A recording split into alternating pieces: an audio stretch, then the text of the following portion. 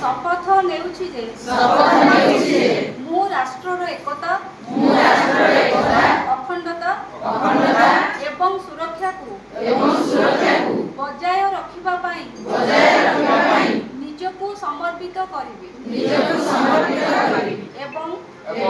मो देशवासी मध्यरे एही संदेश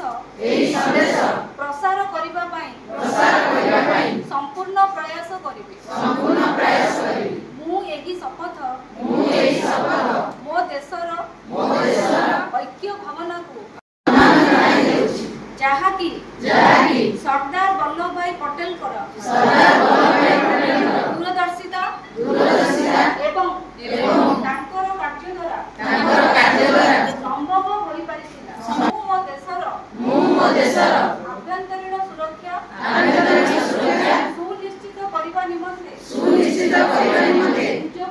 निजକୁ समर्पण करिबाकु सत्यनिष्ठ संकल्प नेउछि समस्तको प्रथम थर भारतीय सरकार द्वारा आरंभ होता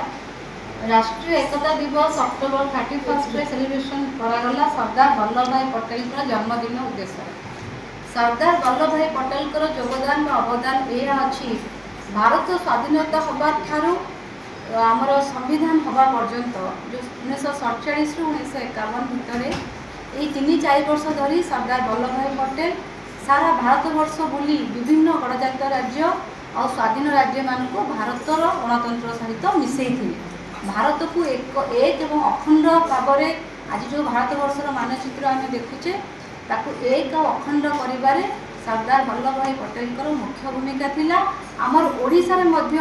से समय जो गणजात राज्य गुड़िक थिला से गुड़िक मध्य ओडिशा राज्य बा भारत सहित मिसिबारे तांकर मध्य अवदान रहितला तेणु ताकू लौह पुरुष बा लौह मानव हिसाब रे मध्य उपाधि मिली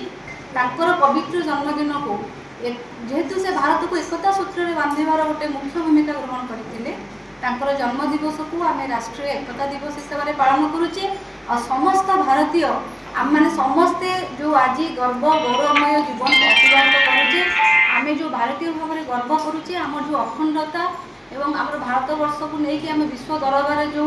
सम्मान रही जो प्रतिष्ठा रही जो परंपरा रही ताकू पालन करवा आसतु समस्ते एक सुर में राष्ट्रीय एकता दिवस शपथ नवा शेष पर्यटन धैर्य सहित शुणे बुझे और फील्ड स्तर में से इम्प्लीमेंट करेंगे आमर लक्ष्य आम गोटे रक्तहीनता मुक्त ग्राम पंचायत गठन करने उद्देश्य आज ट्रेनिंग कार्यक्रम ये उद्देश्य मैडम को अनुरोध करी दुई पक्ष करेंगे जमती आम जाचे जे आम जिला प्रशासन तरफ 2 दिनिया ट्रेनिंग प्रोग्राम ब्लॉक स्तर में आयोजन करा आज आम रक्तहीनता सचेतनता सृष्टि करने ट्रेनिंग प्रोग्राम आयोजन करें प्रत्येक पंचायत रे रक्तहीनता माने अभाव रक्तर अभाव में जो समस्या सृष्टि होची शिशु मान क्षेत्र में ताहा केमती प्रतिरोध हो पारिबो ता ऊपर आज सचेतनता कार्यक्रम करिचे जेमती एबीडीओ साहब रक्तहीनता मुक्त पंचायत सृष्टि करबा एही ट्रेनिंग रो मूल उद्देश्य सेमती 3 तारिख रे मध्य हमर कुपोषण बा कुपोषण विहीन आम पंचायत सृष्टि करवा माल न्यूट्रिशन ट्रेनिंग अच्छी आज एनीमिया अच्छी रक्तहीनता अच्छी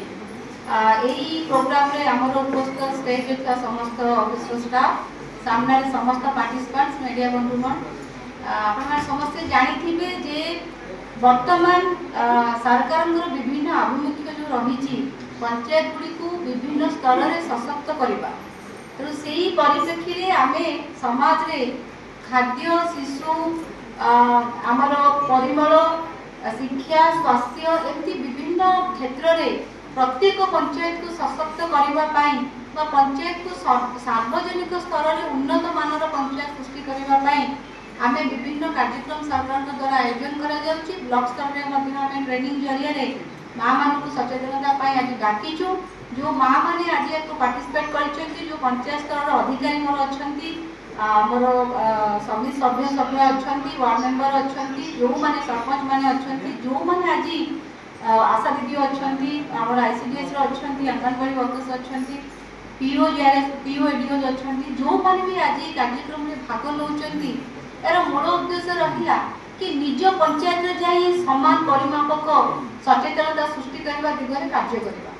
प्रथम हम समस्त जानिचंती रक्तहीनता कौन, रक्तहीनता केमती हुए काहे की हुए ना सुषम खाद्य अभाव में रक्तहीनता सृष्टि होता है बा विटामिन बा प्रोटीन युक्त खाद्य जदि शरीर को न जाए विशेषकर शिशु मान क्षेत्र में रक्तहीनतार शिकार होई थांती। समस्ते जानती जी जदियो आमे बहुत बाट आगे की आसीचे आ शिशु मान पोषण क्षेत्र में आमे बहुत सफलतार कहानी सृष्टि करिचे आग भली माने सेही सिचुएशन नाही तथापि आमे कहिबा जे जेंती आमे विभिन्न क्षेत्र में जीरो टॉलरेंस नउचे सेंती हमर लक्ष्य होवा दरकार प्रत्येक पंचायत रे कोनोसी शिशु कुपोषण बा रक्तहीनतार शिकार न हो। प्रत्येक पंचायत रे गोटे सुस्थ शिशु समाज सुस्थ नारी समाज गठन हो। प्रत्येक गर्भवती माँ सठिक परिमाण सुषम खाद्य खातु। प्रत्येक जन्मित शिशु माने रक्तहीनता बा कुपोषण शिकार न हो एक सुस्थ शिशु जन्म हो एवं जार शारीरिक और मानसिक भाव में विकास संभव हो पारिबो।